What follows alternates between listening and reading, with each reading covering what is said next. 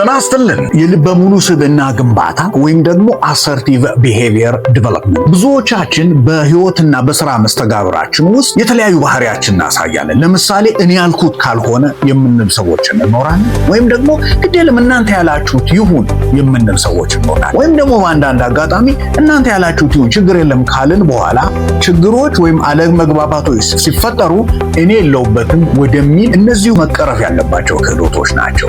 ስለዚህ ልበ ሙሉ ስብዕና ግንባታ የስልጠና እነዚህን ለመፍታት የሚጠቅመን ነው። በመጀመሪያ ልበ ሙሉ ስብዕና ግንባታ ይዘቶቹ ምን ይመስላሉ ከሚለው ይጀምራል። ግልጽነት፣ በራስ መተማመንና ዙሪያ መለስ ግንዛቤን ማዳበር መሰረታዊ እንደሆነ የምንገነዘብበት አንድ ይዘት አለ። ከዛ ቀጥሎ መሰረታዊ የልበ ሙሉ ስብዕና ግንባታ ክህሎቶችና ቴክኒኮች ምንድናቸው የሚለው የምናይበት ነው። በዚህ ውስጥም እኔ ብሎ የሚመስለውን በግልጽ የማስቀመጥ በድርሻና በደረጃ ልክ ነገሮችን ለመናገርና ለማስቀመጥ ራስን ማዘጋጀት፣ ከዛም አልፎ አይሆንም ለማለትና ልዩነትም ቢሆን ለማስቀመጥ፣ በመቀጠል በአካላዊ እንቅስቃሴ እና ምልክት መልእክቶችን እንዴት ማስተላለፍ እንችላለን። ይህም በድምፅ ቅላጼ በአትኩሮት በማዳመጥና ያዳመጥነውን ጠቅለል አድርጎ በማቅረብ ከሌሎች ጋር ያለንን መስተጋብር በመገንባት ልበ ሙሉ ስብዕና እንዲኖረን ያደርገናል።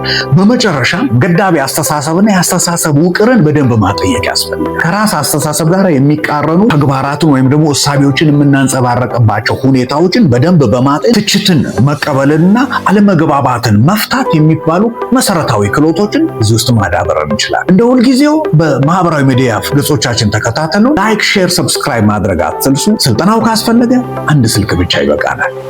አመሰግናለሁ።